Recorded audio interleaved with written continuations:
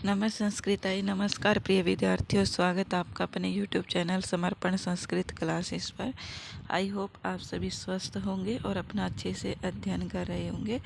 तो जैसा कि आप सभी को पता है कि हमारा चल रहा है कारक का चैप्टर। अभी तक कारक की 8 क्लासेस हो चुकी है और ये 8 क्लास होने का रीज़न क्या है, क्योंकि कारक का जो चैप्टर है वो बहुत बड़ा है और जो हमारा कर्म कारक है उसकी ही लगभग 2-3 से 4 क्लासेस हो चुकी हैं। बाकी सभी इतने बड़े कारक नहीं है, चाहे वो तृतीया विभक्ति अर्थात करण कारक हो या संप्रदान कारक हो या अपादान, सभी को एक एक क्लास में अर्थात 40 मिनट या 50 मिनट में समाप्त हो गए हैं। लेकिन कर्म कारक जो है वो हमारा चैप्टर बड़ा था, इसलिए कारक का चैप्टर थोड़ा सा लेंथी हो गया है। लेकिन अगर आपने पीछे वाली क्लास नहीं देखी है तो आप पीछे वाली क्लास भी देख लीजिएगा। और अगर आपने चैनल को सब्सक्राइब नहीं किया है और आप चैनल पर नए हैं तो चैनल को सब्सक्राइब कर लीजिए, क्योंकि यहाँ पर आपको एसटेट, टीजीटी, पीजीटी संस्कृत विषय की तैयारी बिल्कुल निःशुल्क रूप से यूट्यूब पर प्रोवाइड की जा रही है। तो आप पूरे YouTube चैनल को चेक कर लीजिएगा, उसमें सभी क्लासेस एस्टेट की ऑलरेडी डाल रखी है। टीजीटी का लगभग सिलेबस हमारा हो चुका है, पीजीटी का कुछ एक रहता है वो हम कर लेंगे। तो आइए शुरू करते हैं आज के क्लास में हमारा अपादान कारक। तो सबसे पहले हमारा जो अपादान कारक है ये क्या है। अपादान कारक में विभक्ति कौन सी लगती है, तो अपादान कारक में पंचमी विभक्ति का प्रयोग किया जाता है। तो इतना आसान क्वेश्चन भी हमसे पूछा जा सकता है कि अपादान कारक में किस विभक्ति का प्रयोग होता है, तो वो होता है पंचमी विभक्ति का। किस विभक्ति का? पंचमी विभक्ति का। ये आप सभी जानते हैं। अपादान कारक का चिन्ह क्या है, तो चिन्ह है से अलग। क्या है? चिन्ह से अलग, अर्थात किसी चीज़ से अलग होना। किसी चीज़ से अलग होना, जिससे अलग हुआ जाता है उसी में क्या होता है? पंचमी विभक्ति का प्रयोग किया जाता है। अब हमारे पास सबसे पहला हमारा सूत्र आता है। सूत्र है हमारा अपादाने पंचमी। अपादाने पंचमी, ये हमारा सूत्र है अपादाने पंचमी। क्या कहता है ये सूत्र कि अनुक्त अपादान में पंचमी विभक्ति होती है। क्या होती है? आपने अभी तक जितने भी सूत्र पढ़े हैं जो द्वितीय विभक्ति का विधान करने वाले सूत्र हैं या तृतीय विभक्ति का विधान करने वाले सूत्र हैं या चतुर्थी संप्रदान, चतुर्थी विभक्ति का जो विधान करने, सभी में जो उनकी वृत्ति है वो क्या कहती है कि अनुक्त में, अनुक्त अपादान में, अनुक्त कर्ता में, अनुक्त कर्म में। तो इसी प्रकार से ये अपादान पंचमी ये सूत्र भी क्या कहता है कि अनुक्त अपादान में, अनुक्त अर्थात जो नहीं कहा गया हो, अनुक्त अपादान में पंचमी विभक्ति का प्रयोग किया जाता है। प्रयोग किया जाता है।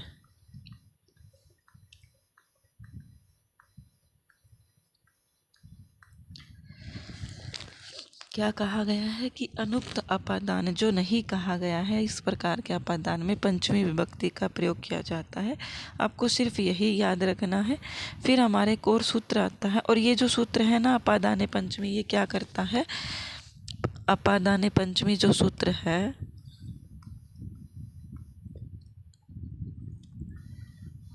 पंचमी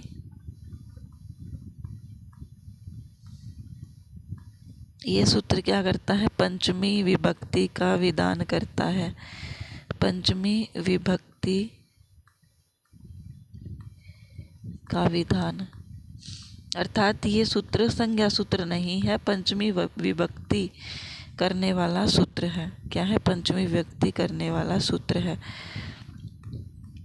तो आगे जितने भी सूत्र आएंगे वो सभी सूत्र क्या होंगे? वो सभी सूत्र संज्ञा सूत्र होंगे। लेकिन जब उस सूत्र में संज्ञा होने के बाद पंचमी विभक्ति जिस सूत्र से लगेगी वो हमारा सूत्र होगा अपादाने पंचमी। और मैंने आपसे कल एक क्वेश्चन पूछा था, आप सभी को याद हो तो। क्वेश्चन क्या था कि मैंने आपसे ये पूछा था कि एक एग्जाम्पल दे करके कि इस शब्द में रेखांकित पद में कर्म संज्ञा किस सूत्र से हुई है।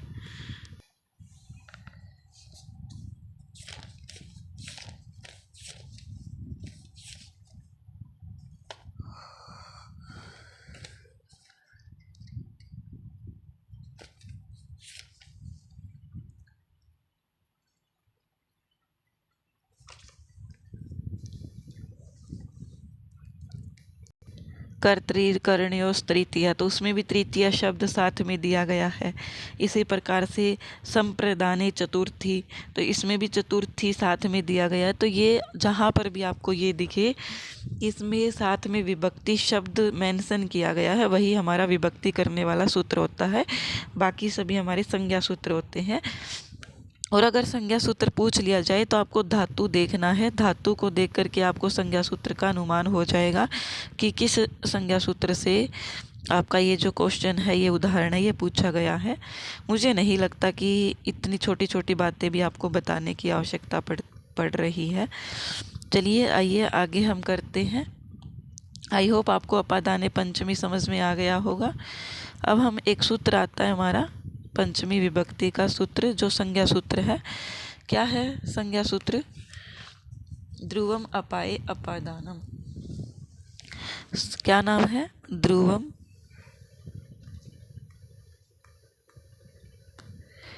ध्रुवम अपाए अपादानम।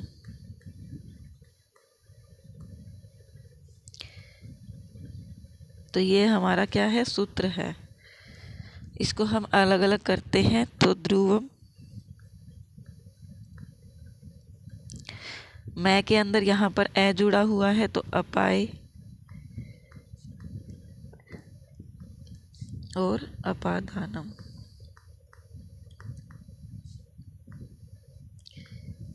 क्या कहा गया है? ध्रुवम का अर्थ क्या होता है? ध्रुवम अर्थात जो निश्चित होता है।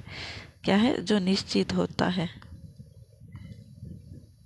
और अपाय का अर्थ क्या है? अलग होना। क्या है? अलग होना। अपाय का अर्थ क्या हो? अलग होना। अर्थात जो कोई चीज़ निश्चित है उससे अगर कोई चीज़ अलग हो रही है तो उसे हम क्या कहते हैं? अपादान कहते हैं। जैसे मान लीजिए मैं लिखती हूँ यहाँ पर, वह गांव से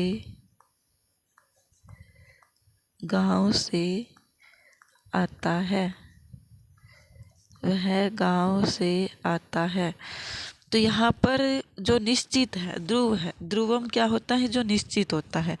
तो यहाँ पर गांव ही निश्चित है, क्योंकि गांव नहीं आ रहा है, आने वाला कौन है? वह है।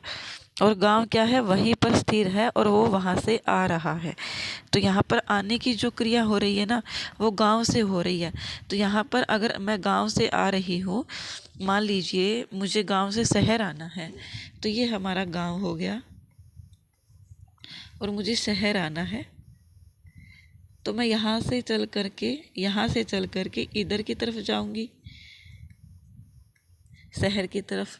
तो मेरा जो क्या है, पहले मैं गांव में थी तो मेरा गांव से अलगाव ही हो रहा है, क्योंकि ऐसा तो नहीं है कि मैं गांव में भी रहूं और शहर में भी पहुंच जाऊं, दोनों जगह नहीं हो सकती। तो किसी चीज़ से अलगाव होना। तो ये जो हमारा गांव है ना, गांव ये निश्चित है, ये कहीं नहीं जा रहा। जा कौन रहा है? मैं जा रही हूँ। तो जो निश्चित होगा ना, निश्चित, इसमें कौन होगी? पंचमी विभक्ति का प्रयोग होगा। किसका प्रयोग होगा? पंचमी विभक्ति का। जो निश्चित होगा उसी में पंचमी विभक्ति का प्रयोग होगा। तो आइए हम एक एग्जाम्पल देखते हैं संस्कृत में ही, इससे आपको अच्छे से समझ में आ जाएगा। इसको हमने हिंदी में लिखा है, इसी को हम संस्कृत में लिखते हैं ताकि आपको विभक्ति और अच्छे से क्लियर हो जाए। सह ग्रामात् आयाति। वह गांव से आता है। तो यहाँ पर अलगाव किससे हो रहा है? गांव से। और गांव क्या है? निश्चित है। तो जो पंचमी विभक्ति होगी वो किस में होगी? ग्राम में। और जैसे राम का रामात बनता है, इसी प्रकार से ग्राम का क्या बनेगा? ग्रामात बनेगा। क्या बनेगा? ग्रामात। आई होप आप सभी समझ गए होंगे। जो अलग होने के अर्थ में होता है और जो निश्चित होता है ना, निश्चित, जिससे कोई चीज़ अलग हो रही है। जैसे मैं बोल रही हूँ बस से जाता है, वह बस से जाता है। तो बस से क्या है? बस से जा रहा है कहीं पर। तो बस से क्या हो रहा है? अलगाव हो रहा है। और निश्चित क्या है? बस है। बस कहीं नहीं जा रही है, बस से वह जा रहा है। तो यहाँ पर बस जो है हमारी निश्चित है। और जो निश्चित होगी तो बस यानात क्या हो जाएगा? बस यानात। पंचमी विभक्ति इसमें लग जाएगी। मुझे लगता है आपको समझ में आ गया होगा। फिर भी नहीं आ रहा है फिर तो आप मुझे कमेंट करके बता सकते हैं। चलिए अब हम आगे वाला सूत्र देखते हैं। क्या है सूत्र? भिन्नार्थानां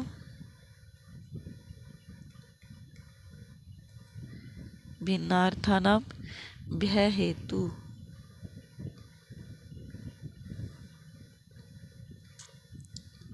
भिन्नार्थानां भय हेतु। तो यहाँ पर क्या कहा गया है? भय अर्थ वाली और रक्षा अर्थ वाली जो धातु होती है, क्या है? भय अर्थ देने वाली, भय अर्थ और रक्षा अर्थ वाली धातुओं में, वाली धातु के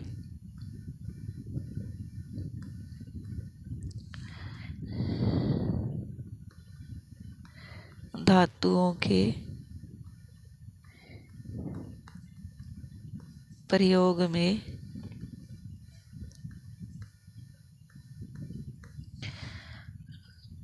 भय हेतु कारक की, भय के हेतु, हेतु का पता ही है, कारण होता है हेतु का मतलब, हेतु कारक की अपादान संज्ञा होती है। कारक की अपादान संज्ञा होती है।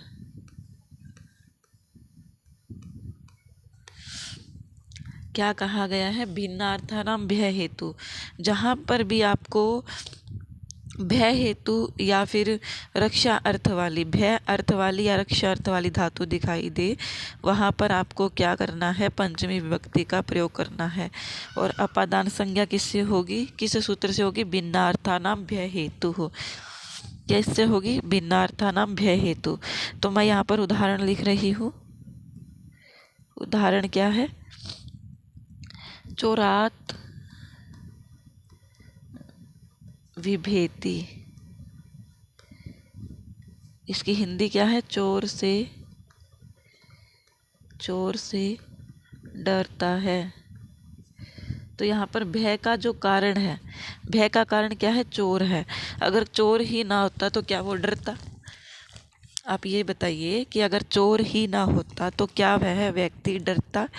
क्योंकि इसमें साफ साफ लिखा है चोर से डरता है, ना कि किसी भूत से या अपने आप से कुछ भी बना लोगे आप। जो उदाहरण लिखा है वही आपको समझना है। तो यहाँ पर साफ साफ लिखा है कि चोरात विभेति, अर्थात चोर से डरता है। अगर यहाँ पर चोर नहीं होता तो क्या वह व्यक्ति डरता? नहीं डरता। तो यहाँ पर भय का कारण कौन है? चोर ही है। कौन है? चोर है। इसलिए पंचमी विभक्ति का प्रयोग किस में किया जाएगा? चोर शब्द में किया जाएगा। और चोर शब्द का पंचमी चोरात बनता है। क्या बनता है? चोरात। और इसमें जो हमारी अपादान संज्ञा करने वाला सूत्र है, अपादान संज्ञा करने वाला सूत्र वो कौन सा है? तो आपको विभेति धातु देखते ही समझ लेना है। अपादान संज्ञा सूत्र, इससे संज्ञा सूत्र की पहचान किससे होगी? जो भी धातु लगी हुई होगी उसी से पहचान होगी। तो यहाँ पर विभेति धातु लगी है तो अपादान संज्ञा करने वाला सूत्र कौन सा होगा? भिन्नार्थानां भिन्नार्थानां भय हेतु, क्या है? भिन्नार्थानां भय हेतु। ये क्या करता है? अपादान संज्ञा करता है। और अगर हमसे पूछ लिया जाए चौरात शब्द जो है, चौरात शब्द जो है इसमें पंचमी विभक्ति करने वाला सूत्र कौन सा है? तो हमारा क्या हो जाएगा? अपादाने पंचमी। क्या हो जाएगा? अपादाने पंचमी। ये क्या करता है? पंचमी विभक्ति का विधान करता है, का विधान। आई होप आप समझ गए होंगे। इसके बाद हमारा जो आगे सूत्र आता है वो क्या है? आगे जो सूत्र आता है वो है हमारा सूत्र वारणार्थानां, वारणार्थानां नाम ईप्सित है। ये हमारा सूत्र है। क्या है? वारणार्थानां ईप्सित है। ये सूत्र क्या कहता है? वारणार्थ क्या होता है? वारणार्थ अर्थात किसी को ढक लेना या हटाना। वारण का अर्थ क्या है? हटाना, हटाना। किसी को किसी चीज़ से हटाना क्या कहलाता है? वारण। तो यहाँ पर क्या कहा गया है इस सूत्र में कि वारणार्थक धातु, वारणार्थक अर्थात हटाने वाली धातुओं के, ऐसा अर्थ दे। कैसी धातु होनी चाहिए? वारणार्थक अर्थात हटाने का अर्थ देने वाली धातुओं के प्रयोग में, प्रयोग में जो ईप्सित अर्थ होता है, जो ईप्सित अर्थ होता है, ईप्सित अर्थ होता है,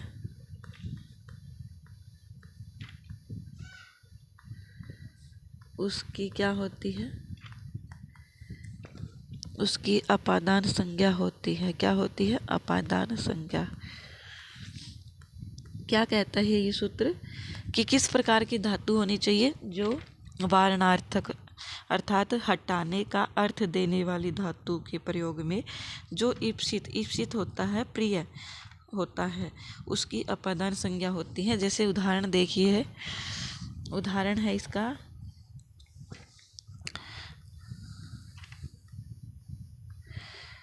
यवेभ्यो, यवेभ्यो गां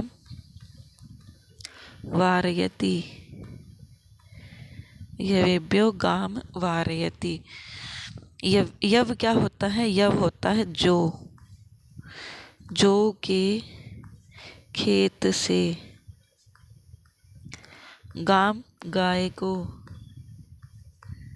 वारयति क्या होता है? हटाता है, जो के खेत को, खेत से गाय को हटाता है। तो यहाँ पर जो ईप्सित है, ईप्सित क्या है? यहाँ पर जो का खेत है। क्या है? ईप्सित यहाँ पर जो का खेत है। अगर जो का खेत ईप्सित नहीं होता, ईप्सित मतलब प्रिय नहीं होता, अर्थात उनको ये चीज़ प्रिय नहीं होती कि कोई दिक्कत नहीं है खाने दो। जैसे मान लीजिए एक हमारा खेत है जो बिल्कुल खाली पड़ा है, आप इसको ऐसे समझिए, जैसे ये हमारा खेत है, ये बिल्कुल खाली पड़ा है, और एक हमारा खेत है जिसमें क्या है? ये पीले रंग की जौ लगी हुई है। ये जैसे जौ मान लीजिए, जौ आप सभी समझते ही होंगे क्या होता है। जैसे कनक होती है उसी के साथ लगने वाली एक फसल होती है जिसको जौ बोलते हैं। हरियाणा में तो जौ ही बोला जाता है, आपके यहाँ क्या बोलते हैं मुझे नहीं पता। तो ये जो जौ है, अगर मान लीजिए गाय जो है, ये जैसे गाय है और ये गाय चलती चलती इधर खेत में आ रही है, तो हम क्या है? इस गाय को नहीं हटाएंगे। क्यों नहीं हटाएंगे? क्योंकि खाली खेत पड़ा है, हमें क्या दिक्कत है? घूम लेने दो गाय को। अगर थोड़ा बहुत इसको कोई घास वगैरह मिल रहा है खाने के लिए तो घूम लेने दो, हमें क्या दिक्कत है इससे। तो हमें ये जो खेत है ना, ये जो खेत ईप्सित नहीं है, और उधर ये जो खेत दिया हुआ है, अगर यहाँ पर गाय आ जाए, यहाँ पर गाय आ जाए इसके अंदर, तो क्या होगा कि हम इसको हटाने चले जाएंगे, क्योंकि हमें जो ये खेत है इसकी फसल हमें बचानी है। अगर गाय इसके अंदर गई तो वो सारी फसल का नुकसान कर सकती है, फसल को खा सकती है, उसको तोड़ सकती है, कुछ भी कर सकती है। तो इसलिए हमें ईप्सित क्या है, ये वाला ईप्सित है, ये वाला ईप्सित नहीं है। ईप्सित वही होता है जो प्रिय होता है, जिसकी हमें आवश्यकता होती है। तो यहाँ पर जो के खेत से गाय को हटा रहा है, तो यहाँ पर ईप्सित क्या है, जो का खेत ईप्सित है। इसलिए पंचमी विभक्ति किस में होगी, यवेभ्यो शब्द में होगी। किस में होगी, यवेभ्यो शब्द में होगी। अब आपसे एक क्वेश्चन पूछा जाए कि मान लीजिए आपसे एक क्वेश्चन पूछा गया कि यहाँ पर यवेभ्यो शब्द में अपादान करने वाला अपादान संज्ञा करने वाला सूत्र कौन सा है। अपादान संज्ञा करने वाला सूत्र कौन सा है। तो आपको क्या करना है, आपको यवेभ्यो शब्द नहीं देखना है और ना ही आपको रटना है। आपको क्या करना है, वार्यति धातु देखनी है। वार्यति, ये जो धातु है ना, यही डिफाइन करेगी कि संज्ञा करने वाला सूत्र कौन सा है। और वार्यति वारणार्थानाम ईप्सित, यही संज्ञा करने वाला क्या है, सूत्र है। क्या है, सूत्र है।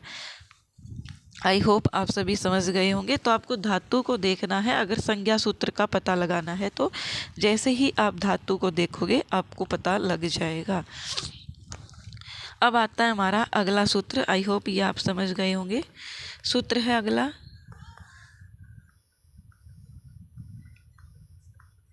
अंतर्धौ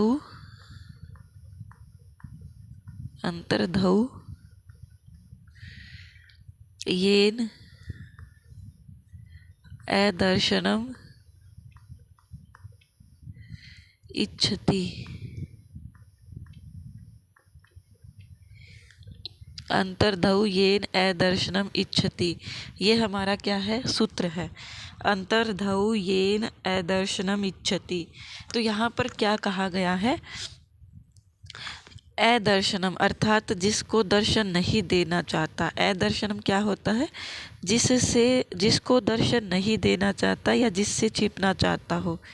जिसको दर्शन नहीं देना चाहता, दर्शन नहीं इच्छति चाहता। दर्शन यहाँ पर देना लिख लीजिएगा आप साथ में, दर्शन देना नहीं चाहता। उस कारक की क्या होती है, अपादान संज्ञा होती है। क्या होती है, अंतर्धौ येन, व्यवधान होने पर जो अदर्शन अर्थात जिससे छिपना चाहता उस कारक की अपादान संज्ञा होती है। जैसे मान लीजिए यहाँ पर आपको अपादान संज्ञा किसकी करनी है, एक उदाहरण देखिए फिर आपको अच्छे से समझ में आएगा। उदाहरण है हमारा मातुर निलीयते। क्या है, मातुर निलीयते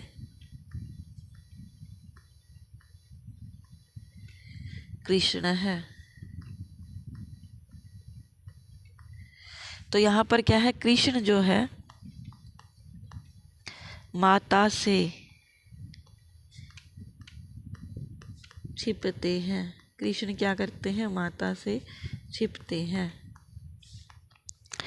तो यहाँ पर जो छिपने का कार्य हो रहा है वो किस से हो रहा है, माता से।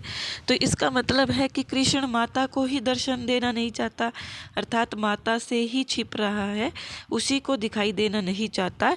तो जिससे छिप रहा है, जिसको दिखाई देना नहीं चाहता है, तो वो कौन है, माता। और पंचमी किस में आएगी, माता में। किस में आएगी, माता। नीलीयते का अर्थ क्या होता है, छिपना होता है। नीलीयते का अर्थ क्या होता है, छिपना। क्या होता है, छिपना। तो यहाँ पर आपको मातुर निलीयते कृष्ण है, ये वेरी वेरी इंपॉर्टेंट है। यूजीसी नेट का एग्ज़ाम मैंने आज तक 3 से 4 बार दिया है और चारों बार ये क्वेश्चन देखने को मिला है। तो ये आपको इम्पोर्टेंट, आप जितने मर्जी स्टार लगा लीजिए, ये उदाहरण आपको देखने को ही मिलेगा कि मातुर निलीयते कृष्ण है। इस सूत्र में संज्ञा करने वाला सूत्र कौन सा है, तो वो कौन सा हो जाएगा हमारा संज्ञा सूत्र, अंतर्धौ येन अदर्शनम इच्छति, ये हो जाएगा संज्ञा सूत्र। और अगर हमसे पूछा जाए मातु शब्द में पंचमी विभक्ति करने वाला सूत्र कौन सा है, तो वो हो जाएगा अपादाने पंचमी। अपादाने पंचमी, अपादाने पंचमी। आई होप आप सभी समझ गए होंगे। अर्थात जिससे छिपना चाहता हो, तो यहाँ पर कृष्ण माता से ही छिपना चाह रहा है, तो यहाँ पर पंचमी विभक्ति माता में आएगी, न कि कृष्ण में आएगी। आई होप आप सभी समझ गए होंगे। अब हमारा अगला सूत्र आता है जिसका नाम है आख्यात उपयोगी। क्या है सूत्र का नाम? सूत्र है आख्यात उपयोगी। आख्यात उपयोगी, आख्यात उपयोगी, उपयोगी, ये हमारा क्या आता है? सूत्र आता है आख्यात उपयोगी। तो यहाँ पर आख्यात उपयोगी का अर्थ क्या है? नियम पूर्वक विद्या ग्रहण करना। क्या है? जैसे हम किसी गुरुकुल में जा कर के विद्या को ग्रहण करते हैं। मान लीजिए हम गुरुकुल में जा रहे हैं, वहाँ से विद्या को ग्रहण कर रहे हैं, तो जिससे विद्या ग्रहण कर रहे हैं, मान लीजिए हम विद्या ग्रहण करने गई हैं, तो मैं तो एक शिष्या हो गई। मैं क्या हो गई? एक शिष्या हो गई। लेकिन जिससे ग्रहण कर रही हूँ वो कौन हो गया? हमारा आचार्य हो गए, आचार्य हो गए, उपाध्याय हो गए, टीचर हो गए। आज के ज़माने में हम टीचर बोलते हैं। स्कूल में जा कर के नियम पूर्वक किसी से विद्या ग्रहण करना। तो यहाँ पर जो पंचमी विभक्ति आई गई ना इस सूत्र से, वो किस में आएगी? आचार्य में आएगी, न कि शिष्य में। किस में आएगी? आचार्य शब्द में। तो यहाँ पर उदाहरण क्या है? उदाहरण देख लेते हैं। उदाहरण आएगा उपाध्यायात अधीते। क्या है? उपाध्यायाद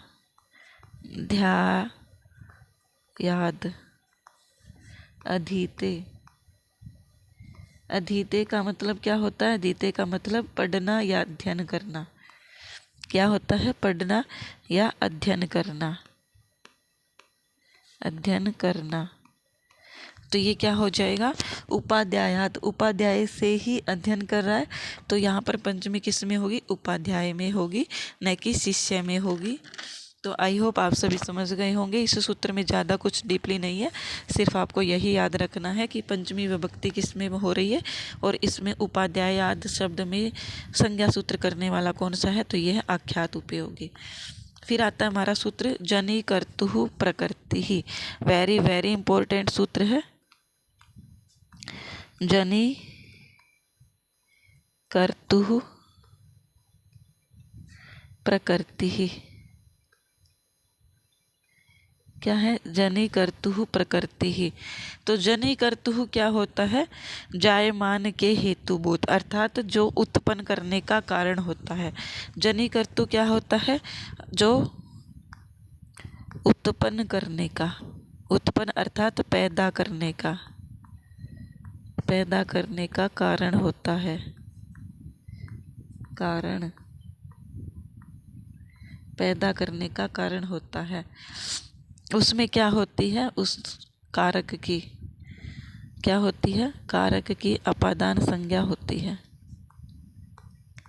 अपादान संज्ञा।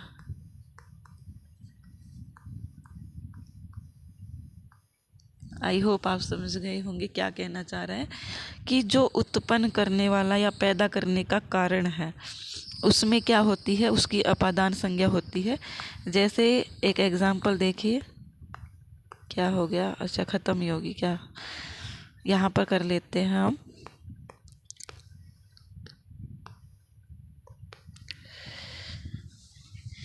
क्या है? उदाहरण देखिए। ब्राह्मण है, ब्राह्मण है, प्रजा प्रजायन्ते। ब्राह्मण है, प्रजा प्रजायन्ते। तो यहाँ पर क्या हो जाता है कि ब्रह्मा से प्रजा उत्पन्न होती है। ब्रह्मा से प्रजा उत्पन्न या पैदा मान लीजिए होती है। ब्रह्मा से प्रजा उत्पन्न होती है। तो यहाँ पर जो कारण है प्रजा के उत्पन्न होने का। प्रजा उत्पन्न हो रही है, उसका कारण क्या है? ब्रह्मा। क्या है? ब्रह्मा। ब्रह्मा से ही प्रजा की उत्पत्ति हो रही है, किसी और से नहीं हो रही है। जैसे मिट्टी से घड़ा बनता है, तो घड़ा बनने का जो कारण है वो मिट्टी है। क्या है? मिट्टी। और मिट्टी में ही क्या होगी? पंचमी विभक्ति होगी। तो इसी प्रकार से ये सूत्र क्या कहता है कि जनि कर्तुः प्रकृति ही, अर्थात पंचमी विभक्ति अपादान संज्ञा किसकी होगी? वो होगी जो किसी चीज़ को उत्पन्न करने का कारण हो। यहाँ पर जो ब्रह्मा है वो प्रजा को उत्पन्न करने का कारण है, इसलिए पंचमी विभक्ति ब्रह्मण है, अर्थात ब्रह्मा शब्द में हुई है। किस में हुई है? ब्रह्मा शब्द में। आई होप आप सभी समझ गए होंगे। और वेरी इंपॉर्टेंट यही है, बस सिर्फ आपको यही एग्जाम्पल याद रखना है। और ये याद रखना है कि ब्रह्मण शब्द की अपादान संज्ञा किस सूत्र से हुई है? तो अपादान संज्ञा हुई है, अपादान संज्ञा हुई है जनि कर्तुः पंचमी, सॉरी प्रकृति। और अगर पंचमी विभक्ति पूछ ले तो वो होगी अपादाने पंचमी। आई होप आप सभी समझ गए होंगे। अब हमारा सूत्र आता है अगला, भुवः प्रभवः। क्या है सूत्र? सूत्र है भुवः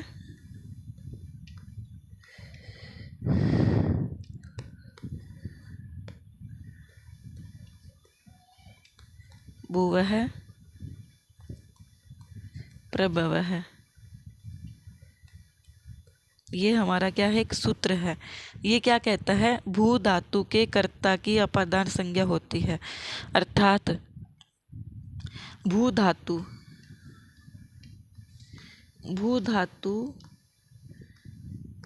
के उत्पत्ति स्थान में क्या होती है? जैसे मान लीजिए, आप ऐसे नहीं समझोगे, आप उदाहरण देखिए, उदाहरण से आपको अच्छे से समझ में आएगा। उदाहरण देखिए, हिमवतो गंगा प्रभवती। यहाँ पर इसका हिंदी अर्थ क्या है?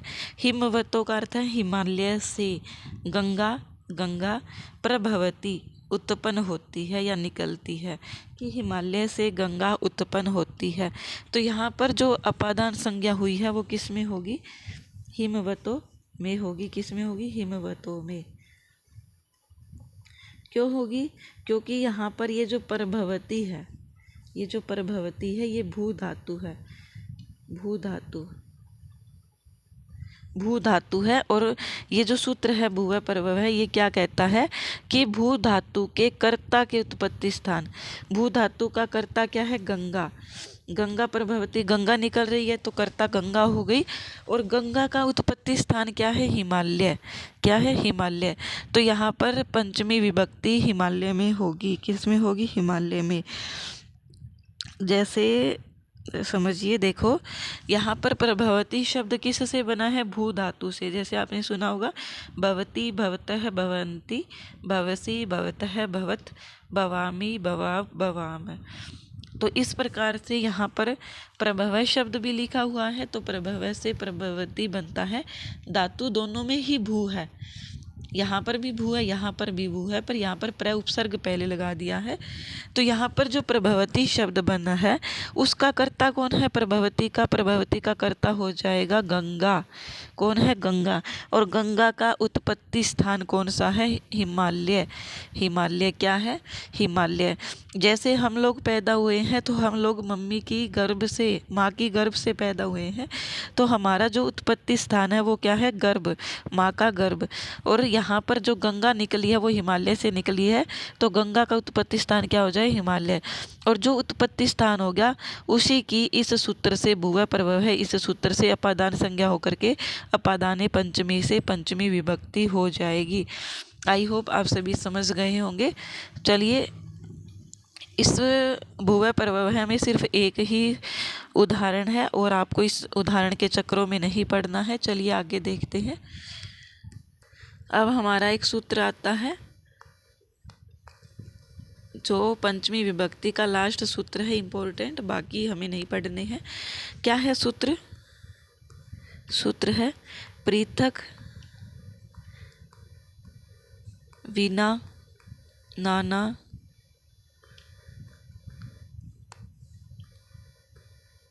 भीस तृतीया अन्यतरस्याम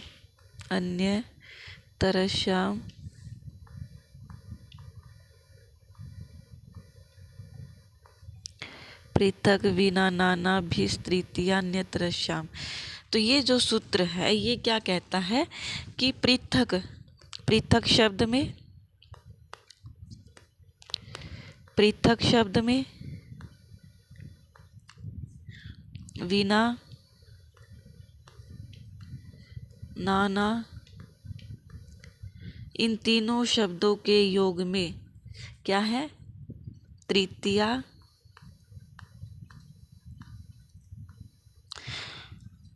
विभक्ति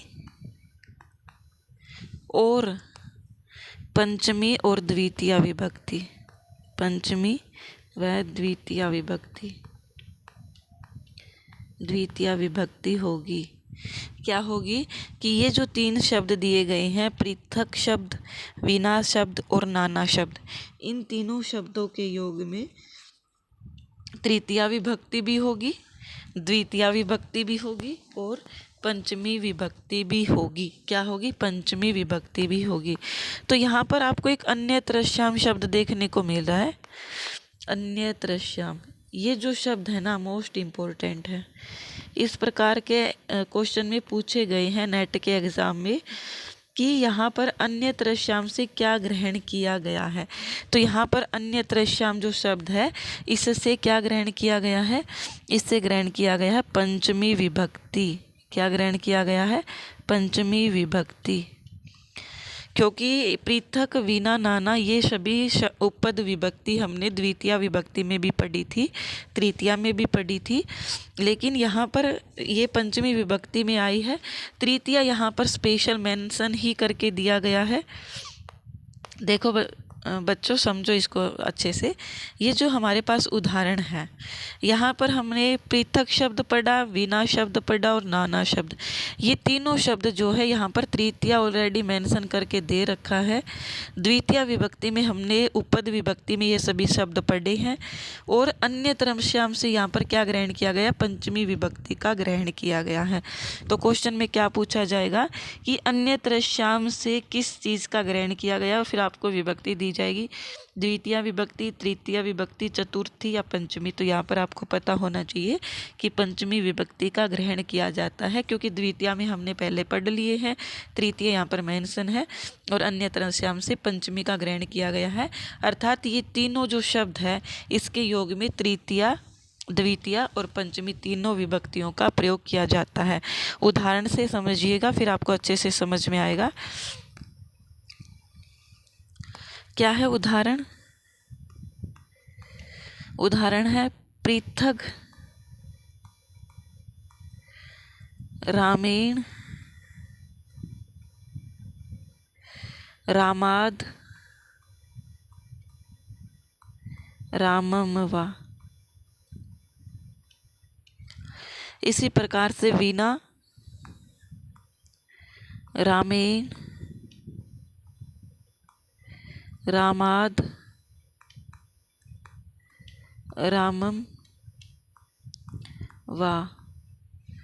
फिर नाना शब्द है, नाना रामेण रामाद रामम वा। तो यहाँ पर हमें वा शब्द से ये क्या ग्रहण किए गए हैं? तीनों विभक्तियाँ यहाँ पर लगाई गई है। रामेण में तृतीया है, रामाद में पंचमी है, रामम में द्वितीया है। तो यहाँ पर पृथक के योग में तीनों विभक्ति एक साथ लग सकती है।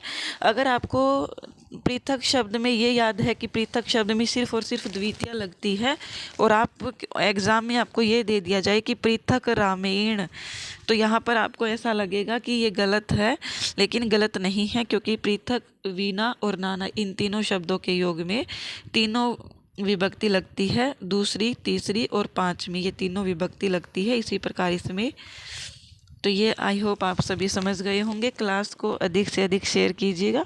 और ये हमारी पंचमी विभक्ति अपादान कारक यहाँ पर समाप्त होता है। कल की क्लास में हम षष्ठी विभक्ति और सप्तमी अधिकरण कारक को एक साथ ही कंप्लीट कर लेंगे। उसके बाद आपको एक संस्कृत की स्ट्रेटजी की क्लास प्रोवाइड की जाएगी कि किस प्रकार से आपको तैयारी करनी है। बने रहे हमारे साथ इसी चैनल पर। धन्यवाद।